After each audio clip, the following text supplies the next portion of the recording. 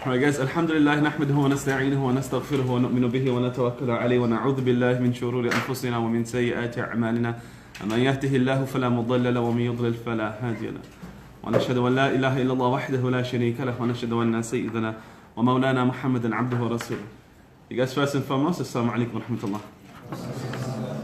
I appreciate you guys coming out. Long day, it's freezing. I'm sure you want to go home and chill. But we're going to keep this brief, inshallah. The focus and the objective of these programs or these sessions is to hopefully build a relationship with the Quran. These are some introductory points I'll be making, hopefully to highlight the objective and the purpose of us being here. And then we'll continue, we'll start the tafseer, inshallah. Quickly, my background. I'm born and bred in Nashta. I studied in the Darul local from here, Jamia Ulum al-Quran. Memorized the Quran there, did my alimiyah there. I did my bachelor's in psychology and did my master's in education psychology. I'm actually a school teacher right now, dying to retire, hopefully soon. But my passion is I'm traveling quite often. Some of you guys probably attended some of these FOSIS programs, went to conference and stuff we've done previously. But my passion is to actually teach people the Quran. And hopefully, try to help people build a relationship with the scripture. The weird thing I feel is, the Quran is central to our life. But many of us sometimes don't understand or appreciate what the Quran actually says. And sometimes the speaker will be at the front and say, oh, the Quran is so amazing, the Quran is just so articulate, it's so eloquent. If only you guys understood. And then everyone just sits there and is left hanging. So this purpose of these sessions, inshallah, is to give you direct access to the Quran. Number one. Number two, and this is more of a practical implementation, is another thing when I was growing up, which was annoying. Oh, my guys are here. Another annoying thing is, in Salah, normally when you go to a lecture, they'll say it's so important to focus and concentrate in your Salah. Right? And I've been hearing this since I've been a kid. I've been growing up. Focus on your Salah, concentrate on your Salah, focus on your Salah. And the question is, what the heck are you supposed to concentrate on? Really, what are you supposed to concentrate on? What do you guys concentrate on? I'm asking on a level here. There's no right or wrong answer here. What do you guys focus on? Awkward silence. Anything? Any suggestions? Guys? Just this? I would say the words. The words? Because once you learn a little bit about the words, focus on what you learn. But do we understand the words? Not all of them. Exactly. And I think, psychologically, psychologically, your brain is such an organ that when you try thinking of not thinking, you're still thinking of not thinking. You can't control your brain at all times. And when you're told to concentrate, there's no such thing as having a blank canvas in your head. Because it's just next to impossible to do that. So then therefore, some of us try to focus for 10 seconds and all of a sudden we're thinking of something else. And then our salah is just empty. So in the Quran, Allah subhanahu wa ta'ala says, فَوَيْلٌ لِلْمُصَلِّينَ الَّذِينَ هُمْ صَلَاتِهِمْ سَاهُونَ. May those people be cursed or destruct, and these people go through. Wail is like a place in hell. It's like another way of saying go to hell. For those people who pray salah, but they are sahun, they are unmindful, neglectful in their prayer. They're praying, but they're not praying. وَإِذَا قَامُوا إِلَى الصَّلَاةِ قَامُوا كُسَالًا. When people stand up for prayer, they pray in this kind of really lazy kind of manner. يُرَاءُونَ النَّاسِ. You only pray ostentatiously. You just pray to show people. وَلَا يَذْكُرُونَ اللَّهَ إِلَّا قَلِيلًا. But they only remember Allah a little. Who is Allah describing in this verse? I just recited right now. Who's God describing? Particular type of people. Hypocrites. And then the verse afterwards, Allah says, فِي الدَّرْكِ الْأَسْفَلِ مِنَ النَّارِ. The verse continues and says that these people will be in the lowest parts of hell, even below Fir'aun. Now the question here is that even hypocrites who have been condemned to the lowest part of hell remember God, but it's not enough. As opposed to our prayer, when you are totally absent of God. And therefore, in order to hopefully make your prayer a meaningful prayer, a spiritual prayer, like the Prophet was saying, is to understand what you say. Understand what you say in your salah. So these sessions are not just like some kind of storytelling session where everyone's happily ever after. The whole purpose and the practical application of why we're doing this, the premise behind this, I thought if we would have talked about the importance of salah, most people would have come. So I thought, Gary motto is a tafseer, but the focus is to make sure that you implement what we are studying in your salah. So therefore the objective has been to study the last 10 surahs of the Quran, but we want to study the Faatiha also. We pray Faatiha 17 times a day. And therefore on this session, before you start the 10 surahs, last 10 surahs. We are going to be studying the Faatiha first, in a fair amount of detail. Now we can go in detail. I teach 7-8 hour courses on the weekends, a full day course. And some Yasin takes 2 days. So this is going to be like a brief intro. If you're lucky, we'll even just get through halfway of Faatiha just today. But the objective, number one, is to build a relationship with the Quran. And number two, is for you to understand what you say and what you recite in order to hopefully improve your prayer, improve your focus in your prayer. So enough of the intro. Let's get straight to into the tafsir side of it already. I would hope, inshallah, if people are able, unless you guys are Imam Bukhari or something, that instead of memorizing, you actually take notes, because taking notes will help. If you have something to take notes, if you don't, bring the next session, inshallah, or copy the dude next to you. But make sure, inshallah, whatever you're using here, you try to take notes of and then implement in your prayer. Right, so let's get started. Oh. Yeah, dude, can somebody watch this stuff? I need to watch it. I shall put it here. Omar, come on. Dude, just make sure this is facing the board. I'm a school teacher, so I have to use boards. I apologize for this. Actually, it's fine, forget it. Apologize.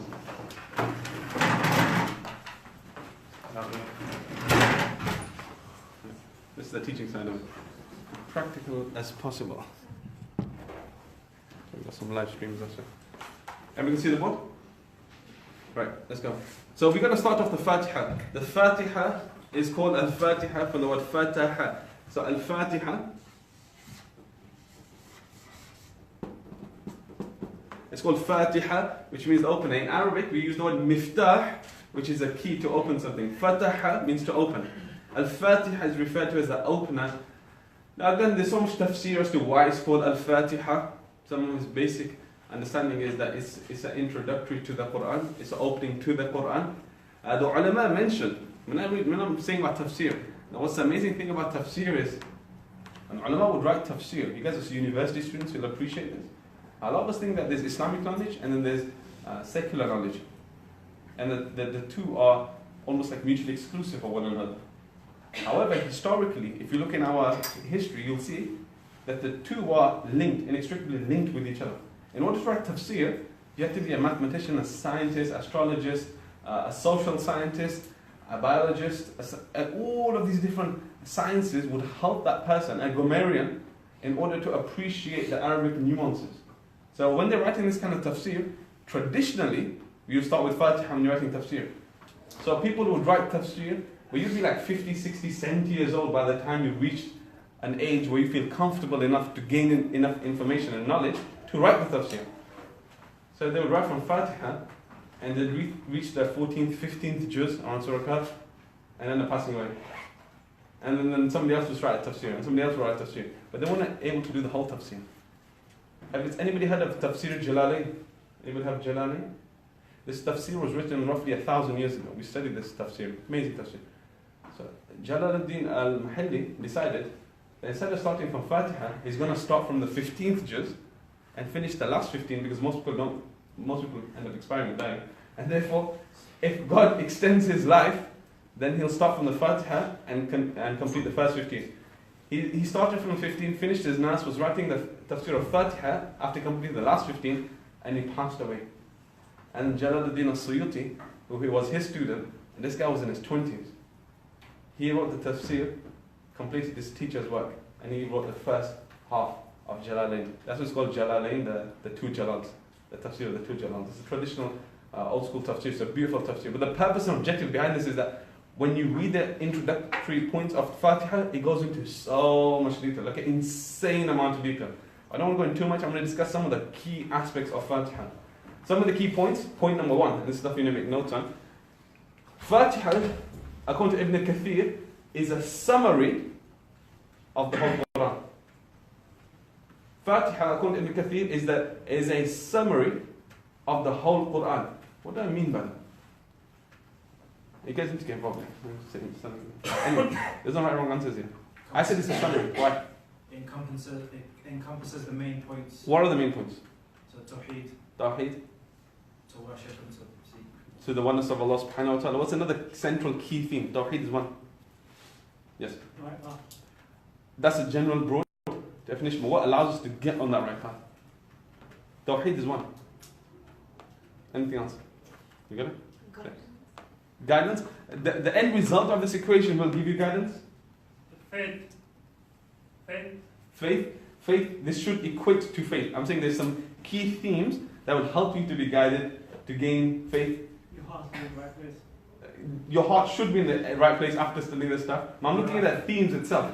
If Tawheed is a theme, there's other themes that the Quran discusses, like points of discussion, which are central to some of these surahs. The Quran itself. Conscience. Again, it's equal. These three. No. Some of the qualities of Allah. What the attributes we'll discuss that's included in the Tawheed. Not being like the people who went astray. You will hopefully not be led astray. That's what the Faatiha talks about. Tawheed is the oneness of Allah, right? People are entrenched. Imagine the Messenger of God. What year was he sent to? What year was he born? For those who give Surah classes, 570 CE. What year was he made prophet? 610 CE, roughly 610 CE. He's 40 years old. Now the Prophet's living in a community that's entrenched in kufr. When I'm saying kufr, I'm talking about shirk. In fact, ascribing and associating partners to God. It's not that they never worshipped or recognized God; they were attributing partners to God.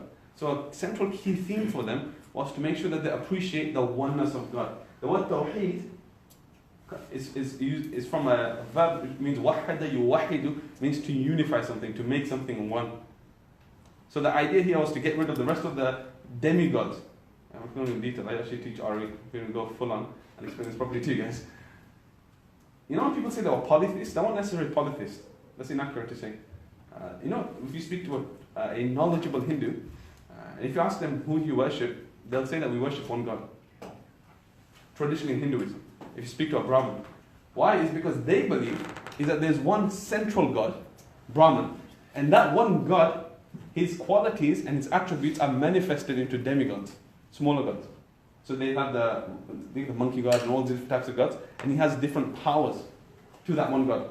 And they say the only reason why they worship these demigods is that it draws them closer to that one God. That's exactly what the Quraysh were doing.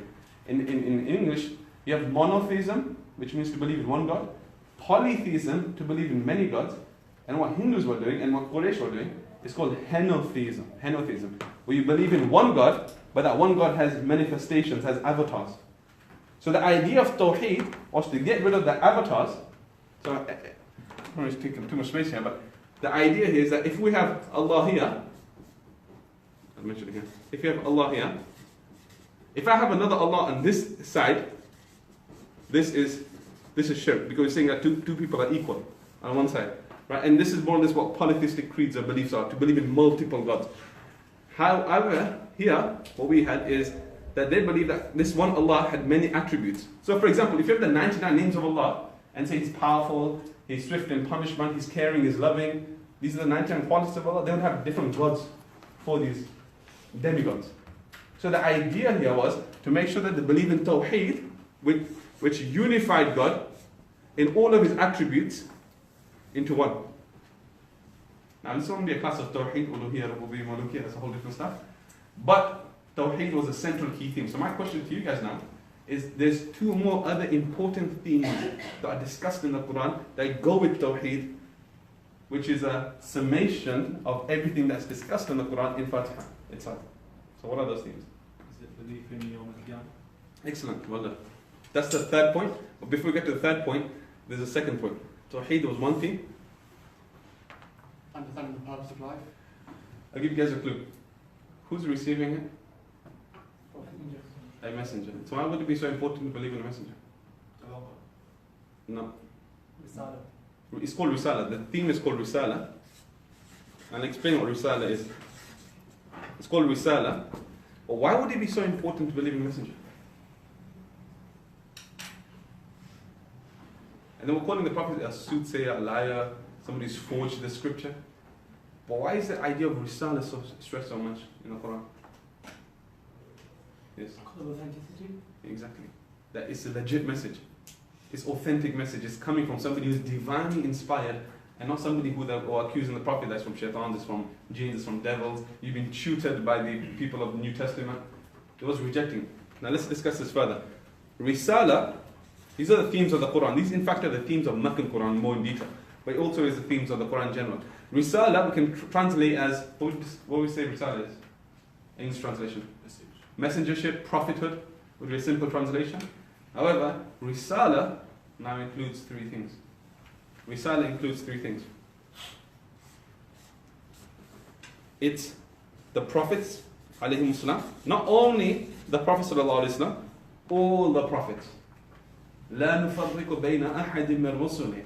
Part of our belief is that we do not differentiate who we believe in, who we don't believe in. Who don't the Jews believe in? Which prophet don't the Jews believe in?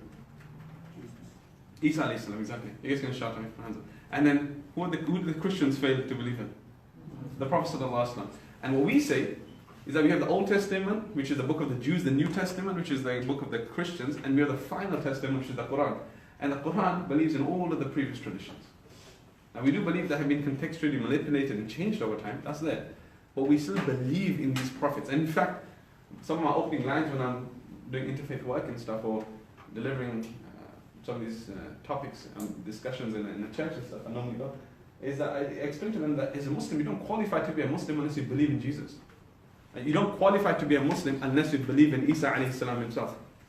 So the idea of Risala was to believe in the prophets alayhi salam, but also to believe in the books that were being sent. So which books do we believe in, which came previously historically? Which books do we believe in? Yeah, Tawrat, Injil, Zabur, the Psalms that was sent to the... I apologize, I've got to set this up. It's not being clear, that's fine. Omar, my friend, if you just come here quickly. I apologize for this. People online can't see. I was supposed to record this for later, that's why.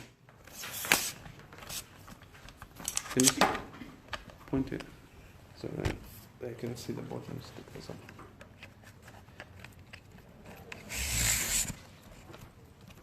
You can see the board and you can see me.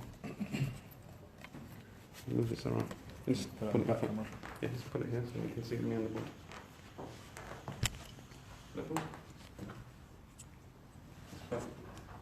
Apologize for that. And so, believing the books that were sent down, and then one final thing, one more bit. Someone said it. Angels, excellent. Well done. I was about to give you some clues there. Somebody got on 1 point. To believe in the angels. This is what Risala means. You have to believe in who's bringing the message, the message itself, and who's receiving the message. A simple way is like, when you have a text message, we can say like the angel or the network provider, this is the text message and this is the recipient from the message that's coming from God. That's what Risala is. So Risala includes three things: the angels, the prophets himself, and the books. Now, even angels, it's a huge discussion. Why angels?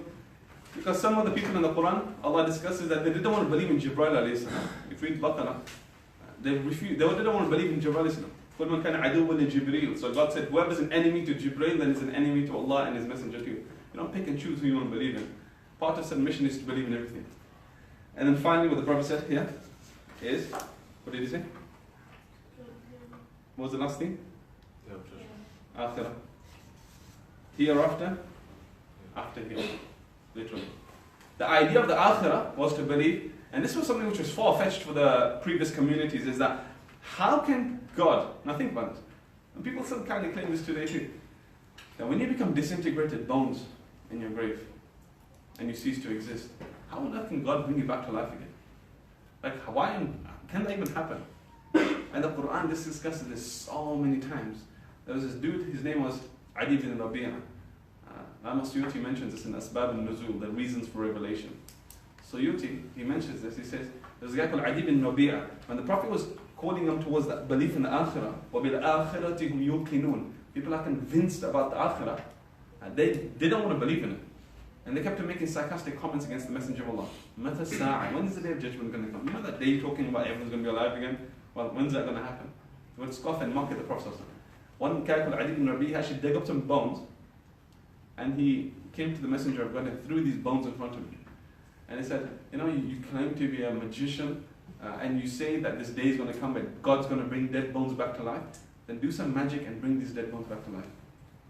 And this is disrespecting the Prophet. So, the Quran responded. Now, according to the Tafseer, it's disputed which verses were sent down. Some say it was the last portion of Surah Yasin, and others say it was actually Surah Qiyamah itself that was revealed. I've done sessions on this previously, but we'll use Yasin on this occasion.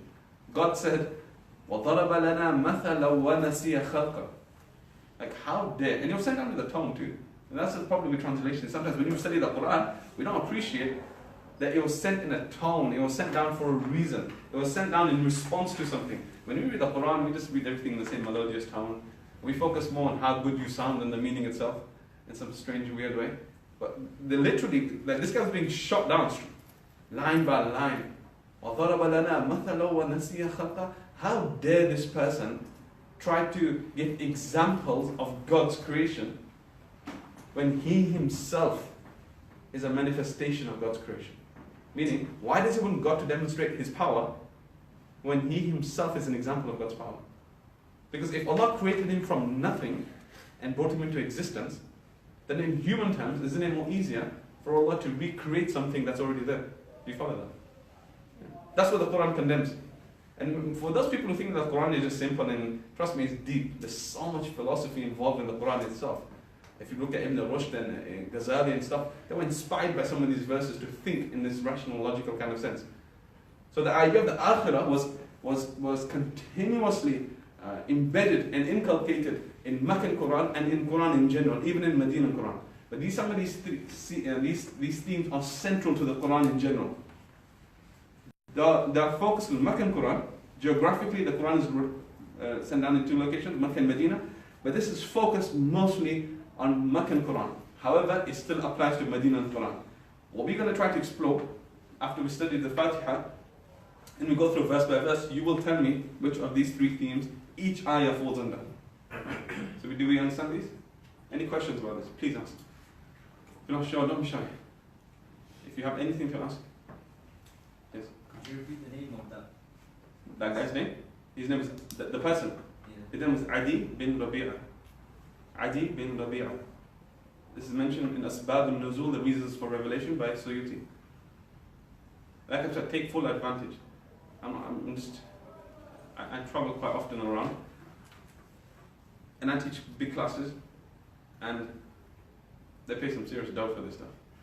And I'm doing this for you guys because I feel in Leicester we need to create a study center. I actually approached some of the brothers and said, you know what, putting aside, I'm willing to sacrifice my time if people get to appreciate and benefit. So ask questions. The only way you'll learn, if you have anything, absolutely anything, regardless of how absurd or weird the question is, if it doesn't directly relate to what I'm teaching, then I'll answer it later. But take advantage of these sessions, please. I really, really encourage you. Yeah. You know how the Fatiha, you said these are the three themes in the Meccan Quran. Yeah. Yes. Can you just say an example in the first surah, Fatiha, the theme of Risala? In Risala? Yeah. So in the Quran, very clearly, each topic touches upon some of these ideas, but not explicitly mentioned. So the Fatiha is implicit mentions. So for example, Risala talks of prophethood. In the verse which says, "An-Sirata alladhina an'amta alayhim," guide us towards the path of those who are favored. If you look at the tafsir of the people who are favored, another part of the Quran explains, "An'ama Allah alayhim min nabiyyin wa siddiqeen wa shuhada." The people who God has conferred His blessing from the prophets alayhi salam, the martyrs, and those who are truthful. One principle of the Quran that you'll read is Al-Quran yufassiru ba'duhu ba'd. That the Quran explains itself in different places. It'll make one mention there, but it'll give an explanation elsewhere. That's the style of the Quran too. So it'll make some implicit references. Any questions? If I move on to the Fatiha itself. So like I said, that the theme, this is the Fatiha is a summation, is a summary of the full Quran, and the key themes that it's discussing is Tawheed, Risala, and Akhirah. Right? If you have any questions along the way, like I said, but now continuing on the Fatiha itself. Oops. Right, so let's start. I'm not going to start on the Bismillah ar-Rahman ar-Rahim. Most mainstream opinion that is part of the Fatiha, I'm going to put that aside because you'll understand the Rahman and Rahim when I explain it in the verse itself. Right, so we'll come back to the idea of Bismillah. Bismillah ar-Rahman literally means the name of God. Rahman ar-Rahim, we leave that for now. Right. Let's start on the Al-Fatiha itself. So,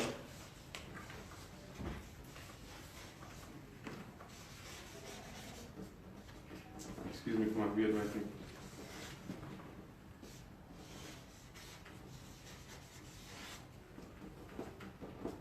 Alhamdulillah Rabbil Alameen.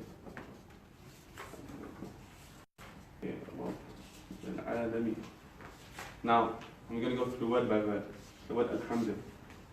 Now, in Arabic, the literal translation, I don't like translating because you lose a lot of the meaning when I'm translating.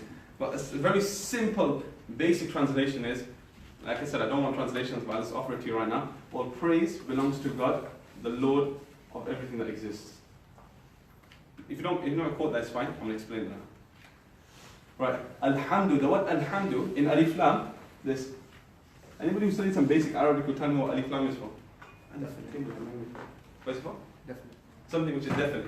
It's called mu'arraf billah. It makes something a definite article. So for example, in English you translate as the. If I say a pen, it could be any pen. If I say the pen, it means like a specific pen. That's one reason why it's used. It's not used for that reason here.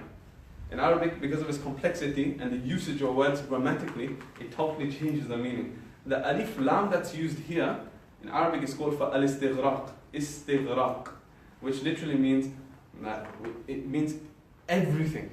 It has the meaning of all. Not specifying something, but it means all. So when you say alhamdu, meaning all praise and thanks, hamd and thana, all praise and thanks belongs to. That's what it means. Alhamdu, alif lam, all praise. The word all comes from the word alif lam. Hamd means praise and thanks. Hamd and thana. Not just praising, but thanking too. All praise and thanks. So when you're praising and thanking people, the idea here, as I'm using this translation, is that you praise somebody, somebody for particular attributes people may have. When you praise Usain Bolt for being the fastest dude on this world, right? You praise people who are good singers or good actors, actresses. Right? But when you thank somebody when they've been kind to you, somebody leaves the door open for you, you thank them for it. Right? Somebody, saved you some chocolates, you thank them for it. Right? The idea of what we're saying is that praise and thanks, both of them belong to Allah subhanahu wa ta'ala. Every single one. Now when we're expressing this gratitude, we're saying that this gratitude expressing in every single way that you can express in any way. In any way, whether it's through actions, whether it's verbally. Yes? Do you mind if I ask a question? Sure, okay. That is a question. Yes. When you say alhamd, you said it means thanks and praise. Yeah. You said hamd and thana. Yeah. So, what's the principle there? Because hamd surely is equivalent to hamd. Where does thana come into it? Like, what's the principle behind that? The thana, where it comes from? Yeah. Because when you look at it grammatically, the word ha, mim, da, linguistically in Arabic doesn't only mean praise. It's mostly used for the word praise in literature and in colloquial language. When you look at the root meaning itself, the etymology of the word, where it's derived from, the word thana also is used for that. Praise, the word is also used for thanking too. Its root meaning also means that. That's what I'm explaining. But we mostly use it for only praising. So in this one, when the word is being used, we're looking at all the different meanings. And there's other meanings too, but these are the two main understandings. Any questions? Right. Now, hamd. So all praise and thanks that we can ever express, the word li in Arabic, the word li in Arabic means for. So when you say it's for someone. So if I say lillahi, for Allah. When you say it's the charity lillah, that's what it is, lillah. It's for Allah. In fact, there's only two types of charity. Either you pay zakah and either there's sadaqah. Lillah was just a term people end up using. Either giving it in zakah or either just giving general charity for anything you want to give. But the idea is li. If I say li Hameed, this is for Hameed, this is li Muhammad, this is for Muhammad, li Faatiha, this is for Fatima. The word li means something for somebody. Usually it's used as a possessive term. Anyway, the word Allah. I'm kind of speeding this up, I apologize. The word Allah. This is such a unique term. So the word Allah, in translation, the most common translation of the word Allah is what? God. And again, this is not exact translation. If anybody studied Judaism, they'll know that in Judaism, they don't even actually know exactly the name of God. They call him Yahweh. But the idea is that God's name is so holy, some of them believe, is that people don't actually know how to refer to him.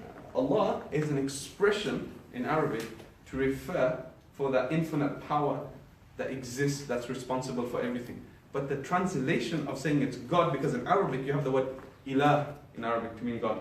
If Allah wants to use the word ilah, he'll use it. But the thing is, the word ilah also has its opposite, which is ilahatun, means goddess. if I want to reach the word God is. But the word Allah is so unique in its entity that there's no female version of the word Allah. That's one point. Point number two, now follow this, this is where some magic comes in. Right, check this. The word Allah is so unique, and when I read this in Tafseer, I was blown away with this. The word Allah is so unique that every letter in the word Allah refers back to Him. Every letter in the word Allah refers back to Him. So the word Allah is used, Allahu la ilah. Allah is used in itself. So when we take the alif away, what we have left? Lillah. Lillahi ma fi samawati wa ma fi al-ard. And for Allah is everything that is in the heavens and the earth. There's double lam here because if I take one lam away, what's left? Lahu. Lahu ma fi samawati wa ma fi al-ard. And for Him is everything in the heavens and the earth. And when I take that lam away, you're left with? Who? Allahu la ilaha illa hu. There's no God except Him. In the Quran, every letter in the word Allah refers back to Him. Which is so unique about the word itself. I'll do that again, yes. Repeat. The word Allah, every word refers back to Him when the Quran, when you take it away. So the word Allah is, let me explain something. The word Allah, Allahu la ilaha illa hu. When you take the alif off, you have the word Lillah. Lillah. Lillahi ma fi samawati wa ma fi al-ard. When you're referring back into the Quran, which Allah refers to Him in itself. To Allah belongs everything that's in the heavens and the earth. There's two lams here because of the tashdid. When you take another lam off, you have the word la and ha, which means lahu ma fi samawati wa ma fi al-ard. Yes? Do you mind writing it on the board tonight? Okay. Let's bring this up now. So you heard the word Allah, then you heard the word Lillah, then that becomes lahu, and then that becomes hu itself. And the hu itself. Lillahi, lahu, and hu. Each time the words being used. Like I said, it's Allahu la ilaha illahu. Allah, there's only Allah. It was used. We take the alif off, it's Lillahi ma fi samawati wa ma fi al-ard. For Allah belongs everything that's in the heavens and the earth. Take another lam off, it's lahu ma fi samawati wa ma fi al-ard. And for Him is in the, whatever's in the heavens and the earth. And then when you have the hu itself, which in Arabic is also referred to as a pronoun, Allahu la ilaha illahu, there's no God except Him. That's what makes the word Allah so unique. So now, all praise and thanks belongs to Allah. And there's no translation of the word Allah. That's my point. The word Rabb, this one gets I'm on paper at this stage. I should have written on the board. Right, the word Rabb. Now, what do we translate Rabb typically as? Lord. Again, it's not really kind of poor translation. Follow what I'm saying now because it's going to get a bit more detail. The word Rabb can have in Arabic, when words, for those who study Arabic will appreciate, for those who haven't, I'll explain this to you properly. Words, especially verbs, are derived from root meanings. You hear this in lectures all the time. This word comes from this word comes from that. You have quadrilateral and trilateral letters, skeletal letters, that come from a root meaning. Like for example, if you use the noun shabab, I should know those militants. Shabab referred to as young people. In Arabic, shabab actually means young. It means something that hops. In Arabic, so we refer to, because young people are so active, they call them shabab. People just hop around because they're so active, running around all the time. So these kind of words have a root meaning towards something. Another point is that when root meanings come from a similar derivative, when they derive from a similar word, the meaning can be used synonymously. So when letters are derived from similar letters, when words are derived from the similar letters, then the meanings can be very similar. I'll explain this to you. The word Rabb, most people will think that the word Rabb comes from the meaning Ra, Ba, Ba, which is incorrect. The word Rabb. The two Bas come because of the tashdid. The Rabb, Rababa. People think that it comes from this word. And this word comes from the word Tarbiyah. And what does Tarbiyah mean? Upbringing. I'll explain that further. And Tarbiyah actually means when you nourish something, when you sustain something, meaning when you control all the external factors around, in order for that thing that you're caring for is nurtured. This word is usually used for gardeners. When they sow a seed into the ground, you have to make sure there's enough nutrients, minerals into the soil, the sprouts germinate, exposure for photosynthesis. If for whatever reason the stalk is growing in one particular direction, you can place a stick so make sure it grows upright. When I'm making this grow, I'm called a murabbi. That's tarbiyah, that's making sure. So this word is usually used when you're rearing children and looking after children. To give them a proper tarbiyah, meaning the physical, mental, social, and psychological aspects are all controlled by the parent. But the word doesn't come from there. And sometimes what's kind of weird is when you sometimes attend lectures, people explain that the word comes from there. It doesn't come from there. The word actually comes, the root meaning actually comes from the word ra, ba, wa. Grammatically, this changes to a alif. It actually comes to the word riba. What is riba mean? Interest. And what riba, raba, yarbu in Arabic actually means is that something that is in multitude, something that can be multiplied, something that increases. That's where the word rab comes from. Now, what did I say before I explained this? I said something. I gave a quick rule there. I said when words are derived from the similar root meaning, then they can be used synonymously to one another. So because the word ra-ba-wa and ra-ba-ba are very similar to each other, its meanings, tarbiyah and riba, can be used synonymously for one another. So the word rab can mean to nourish and sustain, and therefore it allows something to grow. Remember I said riba means to make something in multitude, to allow something to grow. So the word tarbiyah means to look after something, to nourish something, to sustain something. And once you sustain and nourish something, then it grows in multitude. Am I following this too much detail? Am I following? I'll repeat this again and then I'll take questions. The word rab, I have some translated the word itself for you guys.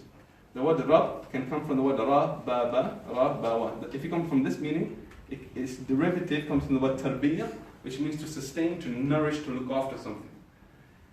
And if you take the meaning from the word ra, ba, wa, from the word riba, it means something which increases. The word simply is something which multiplies.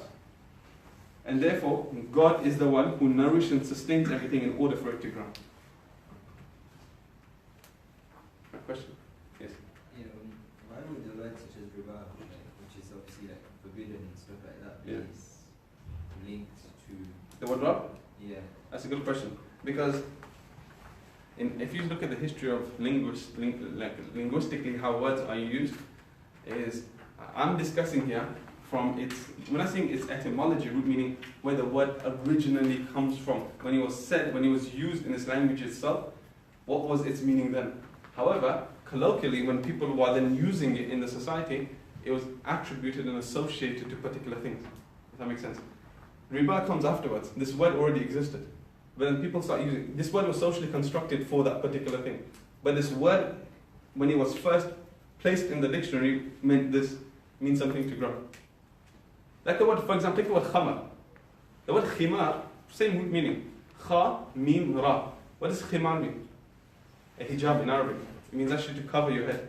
The word khamar means intoxicant. Now what this means is that what it's called khamar is because when you drink, it covers your senses. So the word in its root meaning was used because it affects your judgment. But the word can also be used through the hijab. So in Arabic you can use words which have different connotations to it.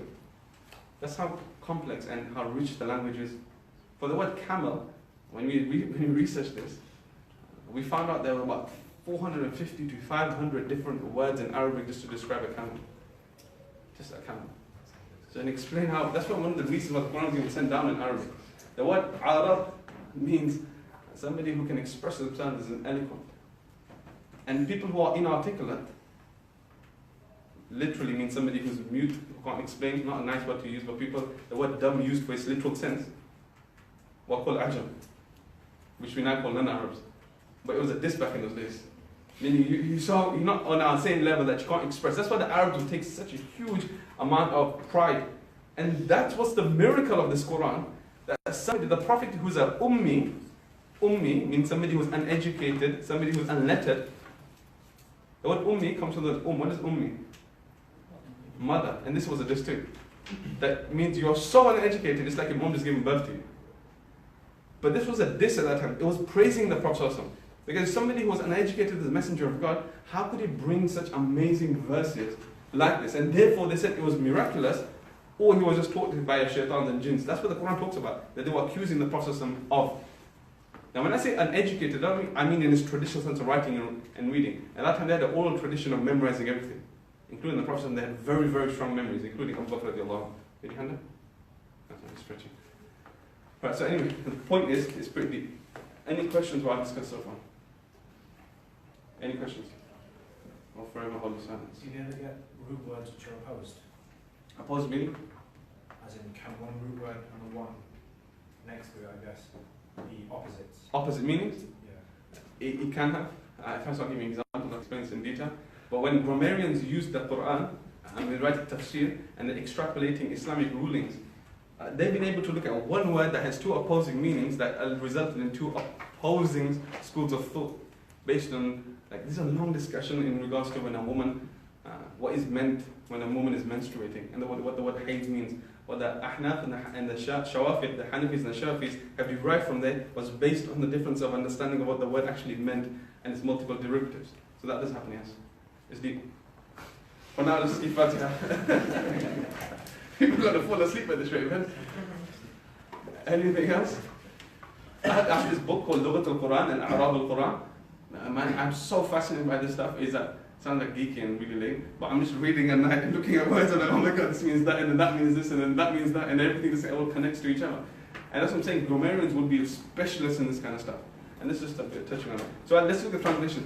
So the word Rabb I personally choose to use is master. Master.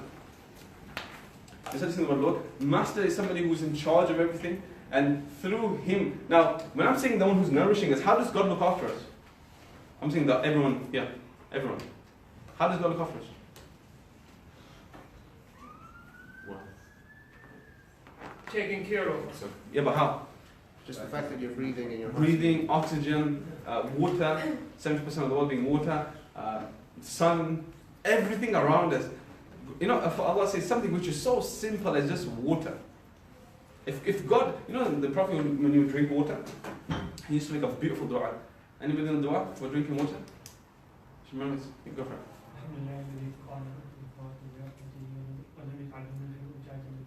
There's always one guy in the class who knows everything, right? Right. So the dua is Alhamdulillah الذي سقانا عذبا فرات برحمته ولم يجعله ملحا أجازا بذنوبنا. When the Prophet would make du'as, it wasn't about just praying like Paris like we pray, and you don't understand what it even means.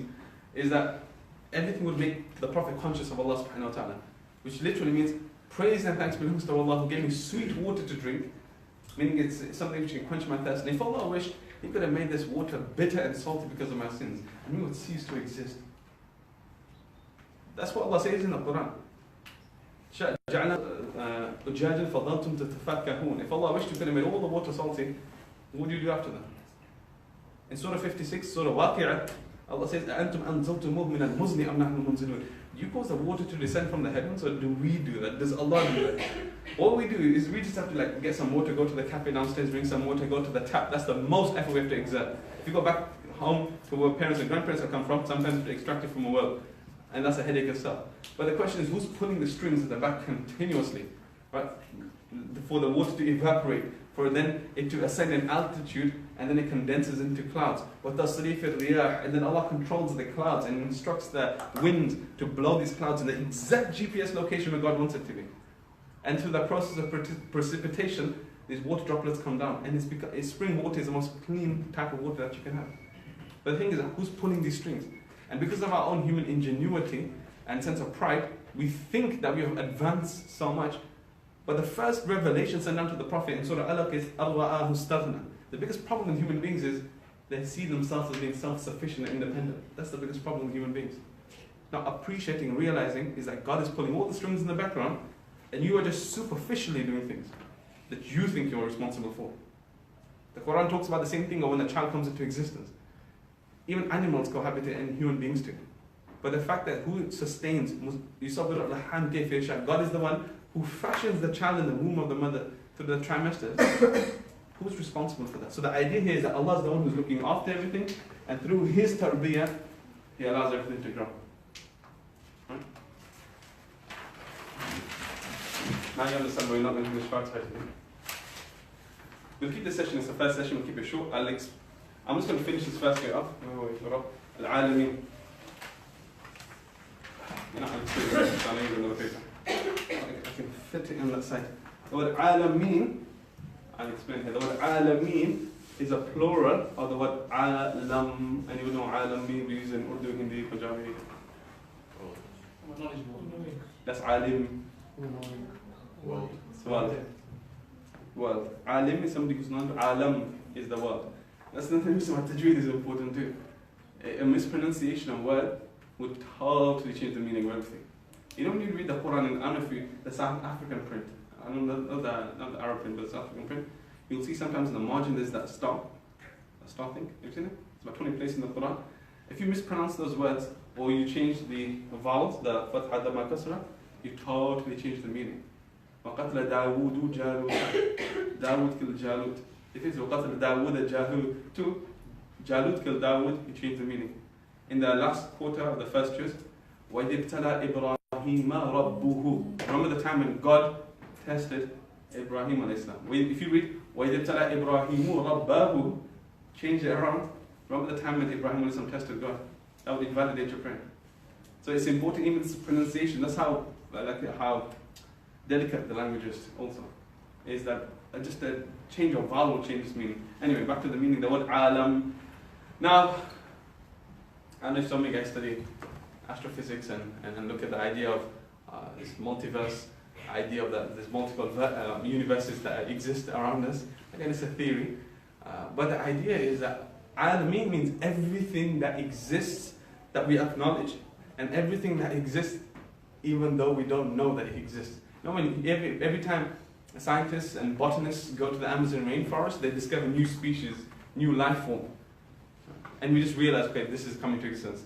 I know you guys watching that BBC iPlayer stuff, where it's a world, Attenborough. That stuff is insane, man.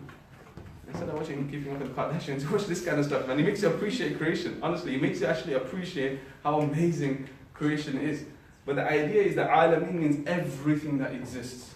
Everything. And how minute. We're in Leicester, we're in the Midlands, and then we just make up England, and then we make up the UK, then we make up Europe, and with all the continents we make up the world, and then with all of the different planets in the solar system, and the star, the sun is just a star, and it's one of the smallest stars, and this is just our solar system, and there can be multiple solar systems that then go around in the Milky Way galaxy, and in the Milky Way galaxy itself, there can be other galaxies out there. When you think about how insignificant our creation is, and how much more exists possibly, before somebody asked me, do aliens exist? God knows if they do or not. Jinns do. And where they can also reside and live. Anyway, so when we're praising Allah, meaning Allah is the one, praise and thanks belongs to Allah, who is the sustainer, nourisher, the one who looks after everything that exists. From the creatures in the sea, birds in the air, human beings, everything. There's no creature on earth except Allah sustains it. So when you stand in front of Allah with the Faatiha, that's what we are saying. All praise and thanks belongs to you, O God, who is the nourisher and the sustainer of everything that exists. What a cool way of starting your prayer, when you're just in front of Allah subhanahu wa ta'ala in that kind of way. And you're starting your prayer like this because you're in the presence of the King of all kings.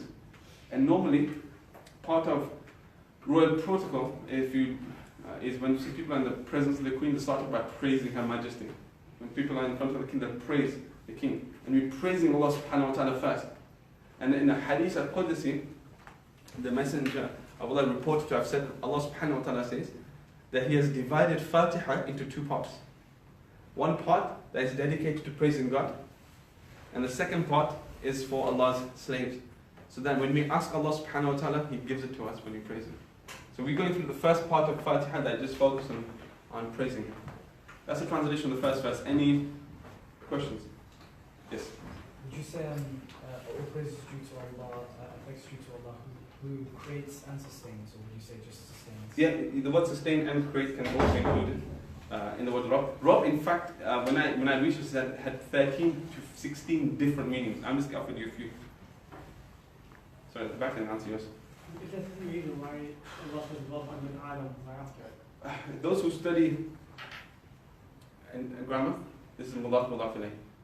You study grammar? Kind of, Yeah. I think This is in Arabic how you use it. Something that's possessed, something that's owned, and the one who owns it the word comes before it. It's an Arabic rule. That's where the word comes from, alami. Why do you choose to pick the translation as master instead of Lord? Why? Yeah. It's because master, this is my personal preference, is because I feel Lord, Lord is usually used traditionally in English. When I was looking at in terms of literature, when you refer to somebody who was just in power. And in fact, it's a common word used in poetry and in plays. And Lord also referred to somebody who was a landowner. I'm saying in its colloquial sense, like how we use the word itself. Somebody who was a landowner. Traditionally, even the barons were referred to as lords. I mean, now we even have the House of Lords. Somebody who was an aristocrat at that time. The idea, even mastic also includes the word slavery. But when I explain to you the word abd, إِيَّاكَ نَعْبُدُ وَإِيَّاكَ نَسْتَعِينُ, you'll appreciate why I use the word master, because the word abd means slave, and there's a relationship between the two words. We use the word Lord, is not a problem. I just prefer not to. Any questions? Yes. Slave or servant? I didn't explain that. It includes a few more things than that too. Is there significance to the ya and nun and alameen? It's a plural. It's a plural. In Arabic, when you add the word, when you make something into a plural, you add the word una or ina, alameen. When you make something dual, it's ani or aini. This is just a plural form of the word alam. Any other questions? Right, I'm going to explain the next two words and we finish the session, inshallah.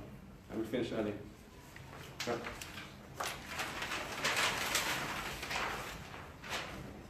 Now this is so cool.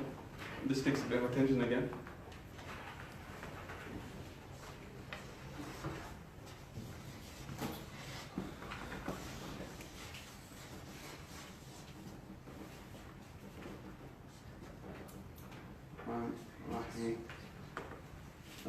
There.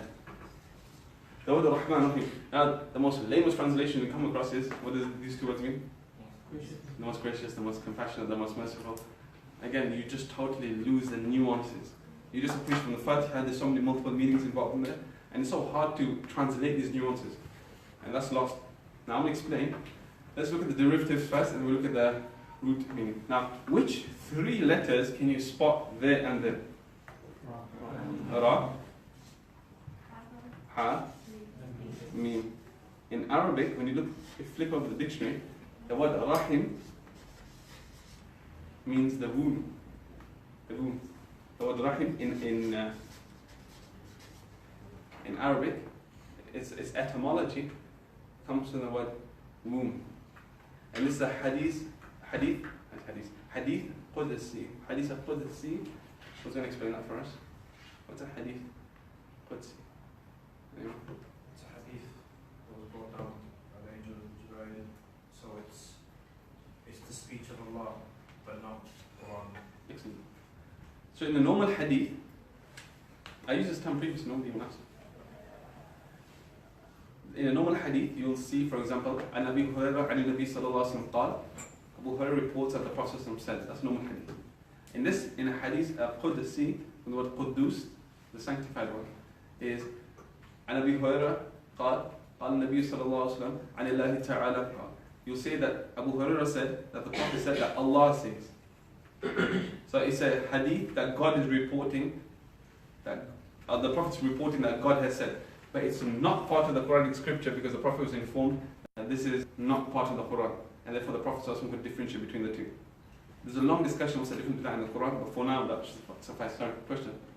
What's the difference? Yeah, I can say why. Number one, the Prophet was told, one part of revelation is called matlu and ghayr matlu. One part of revelation is that we recite, the recital which is called the Quran, and one part of revelation is that we don't recite. And we believe hadith is the revelation that we don't recite like how we traditionally recite the Quran. So hadith that put the seed would be included in that, because it's not included in the Quran, because the Prophet was informed this is not part of the Quran.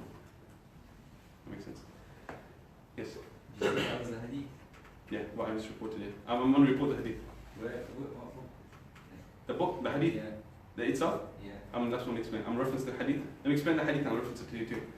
The hadith, according to the hadith itself, is that Allah subhanahu wa ta'ala says that I have derived my name from the word womb. Shakaktu ismi, I've derived my name from the word womb. I'll explain why. This hadith is mentioned in Abu Dawud, a collection of hadith. Now why is this being said? Now think about this, this is really interesting. Imagine you got this child in a womb, right? It's sustained, it's nourished, it's looked after, you got no heating bills to pay for, right? You're getting food through the umbilical cord, it's resting, it's enjoying itself. The baby who's developing, and Allah is the one who's fashioning and creating musawwir. Musawwir is that we use to sculpt something. God actually has fashioned you, He's made you look the way you look. Now people suffer from body dysmorphia when people don't like the way they look. And interesting statistics reflect that a lot of people don't like the way they look for some strange reason, hence cosmetic surgery and stuff. And when I was in America, I mean, people just look like Barbie dolls, man. Everywhere you go, in LA, it's just insane. And people who have nothing wrong with them, people just think. And the idea is, even if you're racist against somebody, you are highlighting a fault that you think is in God, because He's the one who's fashioned and created everything. So He's the one who's fashioned you, He's the one who's created, He's the one who chose your ethnicity, He's the one who chose the size of your nose and the shape of your eyes and the way you look. Right? So alhamdulillah. So the idea here is that if Allah subhanahu wa ta'ala is the one who fashions and creates you, the child at this stage is in its restricted environment. It doesn't know what's happening externally. It doesn't know the mother. Child doesn't know who the mother is. The mother is the one who's making sure that's protecting. I mean, if a woman's crossing the road and she's pregnant and she just like properly, car was coming and she jumped back, the kid doesn't know what's happening inside. It's probably still sleeping. The fact that somebody's continuously looking after the child.